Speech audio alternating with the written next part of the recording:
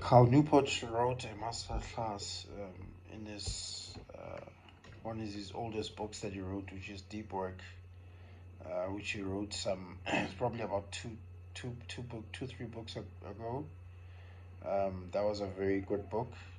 He basically wrote in Deep Work that deep work is valuable, deep work is meaningful, uh, and the ability to focus without distractions on a cognitively demanding task is becoming very valuable in today's economy, and it's becoming increasingly rare because everybody's just focused on distractions and distracted by phones and TVs and social medias and whatever. Uh, Fun fact: he he actually doesn't have a social media, and he actually argued vehemently against social media before, or he still does actually. And he said that um, the problem with social media is that it takes so much away from your valuable time to be productive that it's actually not worth it.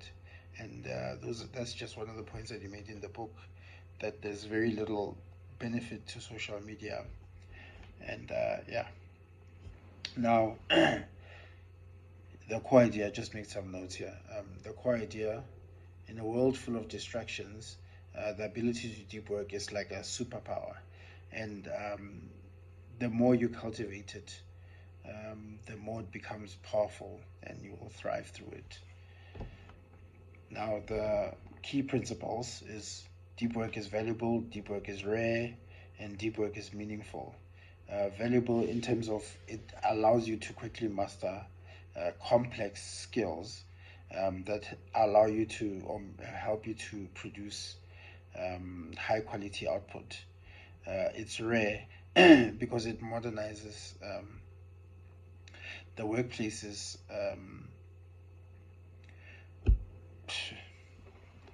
Modern workplaces encourage constant communication and multitasking. And then it's meaningful because intense focus is satisfying and gives you your work purpose. Now, he came up with some rules for deep work. Rule number one is: work deeply. Create rituals to be able to focus, minimize willpower drain, meaning just reduce the amount of distractions that actually disturb you. And some of the four deep work philosophies that he came up with: there's monastic, bimodal, rhythmic, and journalistic. So now, monastic is more like a monk. If you can think like a monk, where a person just goes off and you shut down completely, and you're able to just focus for like an extended period of time, or number of days or weeks or months or whatever that period that you can allocate to it. A person who's been famous at doing this has been Bill Gates, where he has his like think weeks that he has. I think once a year or whatever, something like that, where he takes like a week or two, and then he goes somewhere quiet where he just reads books and consumes knowledge, and then he's able to just come up with strategies during that period. Uh, Bimodal, which is where you block large chunks of time for deep work, and then obviously some of the rest of the time is just for the shallow work and whatnot. So you basically switch between deep work and non-deep work tasks. Rhythmic, um, this is where you schedule it at fixed hours in a daily in a day kind of thing. So you say, okay, I only have an hour or 2 hours or whatever per day. So that's kind of like your rhythm. You'll say, okay, every morning between 6 and 7, that's where I'm able to do my deep work. And then there's journalistic. This is where you fit in deep work wherever you can. Kind of like journalists, where they'll be busy in like a newsroom kind of vibe, and then yeah, obviously there'll be distractions and whatever, but then wherever it is that you can find a little bit of time, you use that little bit of time, and then you're able to just, yeah, do your valuable work. Now, number two is embrace boredom. When it comes to deep work, there's a level of boredom that comes with that you have to accept that it will come. You should actually expect it, and then you should be able to deal with that kind of thinking, because you should expect that with boredom, your brain is naturally gonna try to push you towards distractions um, to avoid the boredom. So yeah, you should be able to just focus yourself and expect that your brain is gonna just wanna naturally bounce between different ways of thinking, of doing different things, kind of thing. So yeah, rule number three that he had was quit social media. As I said earlier, not a fan of social media at all. He completely recommends you just cutting social media off completely, because for him he doesn't see any benefit in it. Um, One of the things that he mentioned was that some people maybe might be thinking, okay, maybe you might be able to get certain things from social media, something like fans or whatever um, for whatever it is that you're selling or whatever it is that you're building to try and build an audience to. So he said that it's not something that's like, it's not worth how much is actually going to drain shallows wise.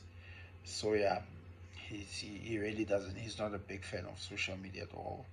And then he would recommend you just cutting it off completely, because you wouldn't realize actually how many hours a day that you actually spend on it, or a week or whatever. But then the time, if you could be using it for other things, you might find that you might actually produce high quality work. Um, Rule number four was drain the shallows. So basically, anything that will hinder or disturb you from actually doing your deep work, try to really minimize it as much as possible. He gave an example of one of the professors at the college that he is. By the way, he's a professor at Georgetown, I think in Georgetown. He's a computer scientist, and then he obviously there'll be other professors in which he interacts with and whatnot. So he gave an example of one of the professors there who would famously just always say that, or who would famously just act incompetent in a way, in such a way that nobody actually asks you for favors, kind of thing. So most people would stay clear of him, and then in that way he was able to avoid a lot of requests that came with being a professor. And then he would use that time to just publish more research and do more work as to achieve whatever it is that you wanted to achieve at the time. Um, Now, some of the actionable steps that he gave would be time blocking, basically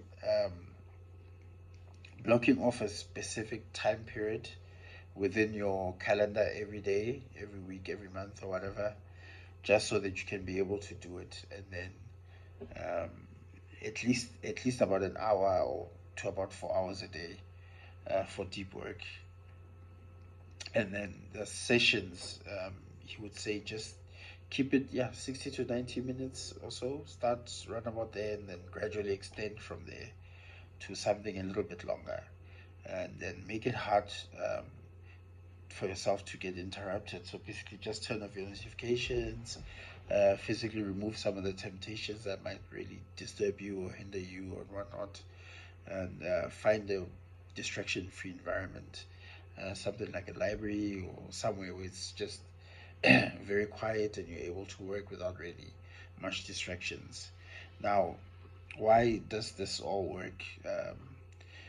First of all, he gave three reasons.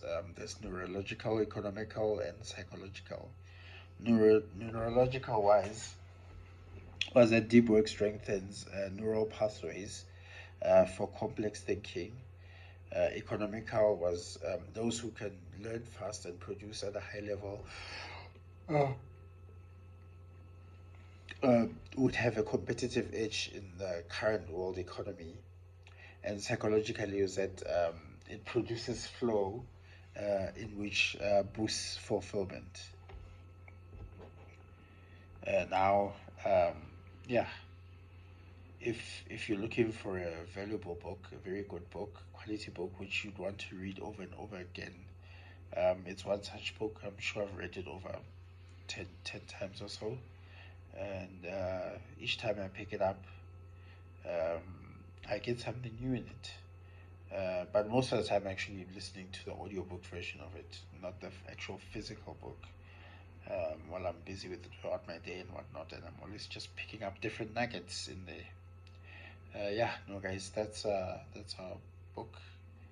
Uh, I rate it highly. It's up there for me. Top five books of all time or so for me. And yeah, I think you might find value in it anyway, guys. Cheers, bye.